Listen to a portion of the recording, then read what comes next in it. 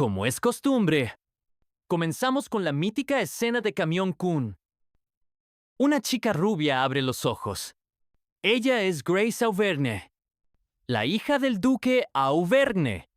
Al caer de su caballo y golpearse la cabeza, recuerdos del pasado la invadieron. Todos corrieron preocupados, preguntando su estado.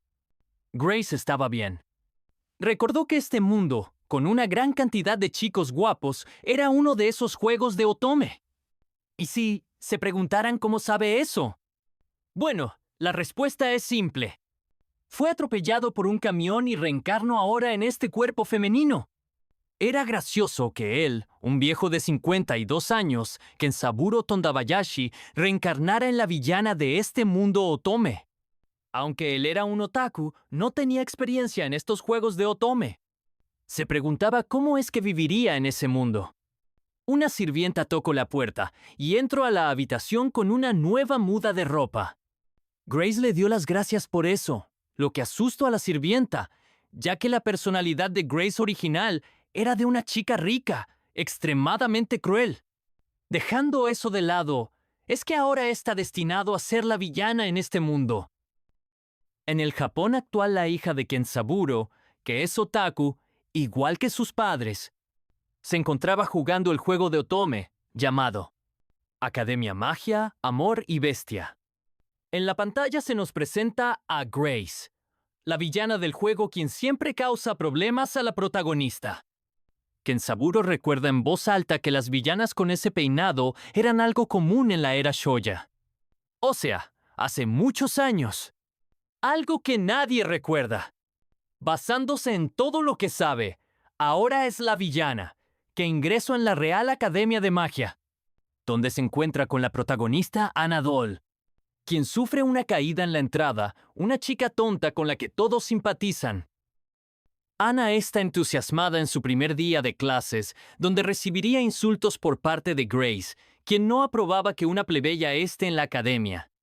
Haciendo que Ana llore, así abriendo la primera ruta del juego, provocando que ella se esfuerce y le cierre la boca a Grace. Ana comienza a entrar, pero es detenida por Grace, quien había oído hablar de ella, una plebeya que obtuvo el puntaje perfecto. La academia era un lugar especial donde solo se permitía asistir a los nobles de cuna.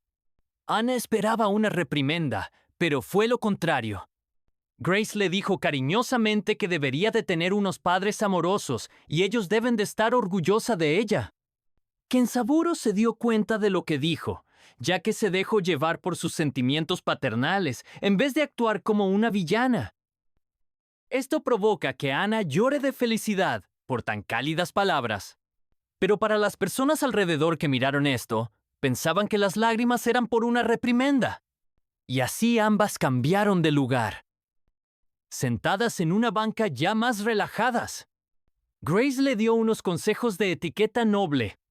Ana le agradeció por eso, y también por darse cuenta del esfuerzo que sus padres hicieron para mandarla a la Academia de Magia. Se prometió esforzarse para darle a sus padres la vida que merecen. Grace le recuerda que también debe de buscar su felicidad, así como sus padres siempre le han dicho. Ana rompe en llanto muy alegre después de escuchar esto, y continuaron con su charla. Hasta que apareció un chico guapo, uno de los principales intereses amorosos en el juego, quien era Virgil, el primer príncipe heredero y prometido de Grace, quien esta última no recordaba su nombre, ya que era muy mala en ese aspecto, después de memorizar tantos nombres. Hubo una pequeña charla, todos se presentaron, y al final Virgil se presentó, y se marchó. Al ver que ya no estaba a la vista Grace, preguntó a Ana cuál fue su primera impresión de Virgil. Ella respondió que le pareció un buen chico, así arruinando el primer evento donde era consolada por el príncipe. Ana hace una petición a Grace, la cual era que si podía llamarla Grace-sama. Al no ver inconveniente, Grace acepta y ambas se marchan. Ambas caminaban por el pasillo, con la asombrada Ana que miraba por todos lados. Todo transcurrió normal, hasta que el director aparece y le da la bienvenida a Grace, quien, con todo su conocimiento pasado y presente, da una pequeña reverencia de forma elegante, como una dama de clase alta. Así el tiempo pasó, y ahora se encontraban en el aula. Junto a Grace se encontraba Anna muy animada, quien nunca se imaginó que podría sostener un libro de magia. Mirándola a los ojos y apuntándole con su abanico, Grace le dijo que la profesora estaba dando clases, así que debería prestar atención y dejar de lado todas sus celebraciones hasta que llegue a su habitación. Anna se disculpó y bajó la cabeza. Grace pensó que fue muy cruel en lo que dijo, pero sabemos que no fue así. Anna en silencio le agradeció y observó para aprender todos sus movimientos, los cuales para ella parecía digna de un noble, y en su esquizofrenia pensó que Grace le enseñaba en silencio cómo comportarse. Esto fue lo contrario, ya que en su vida anterior como Kenzaburo tenía distintos problemas, entre ellos de la vista, pero ahora ya no. La profesora llamó la atención de todos y dijo que les entregaría el artículo más importante por orden de lista. En otro lugar, un chico pelirrojo, August, entra en la habitación y saluda a Virgil, quienes hablaron sobre a quién reclutar para el consejo estudiantil, y la primera en ser mencionada fue Anna gracias a su calificación perfecta. La siguiente fue Grace, quien August decía que le causaría problemas a Anna debido a su personalidad. Virgil negó esto y le dijo que ella había cambiado para bien. Grace junto con Anna llegaron al comedor, quien esta última estaba impresionado por la comida lujosa. El menú era todo un buffet, donde aprenderían y pondrían en práctica los modales de acomodar una buena mesa, donde tendrían que servirse y llevar su propia comida a la mesa. Varias chicas nobles estaban molestas por esto, pero así eran las reglas de la academia. Y al parecer de Grace, no eran más que unas chicas mimadas. Grace dio un ejemplo a las chicas nobles y sirvió su propia comida, que llevó en una bandeja a su mesa, junto a Anna, quienes tomaron asiento y agradecieron por la comida, la cual era muy sabrosa.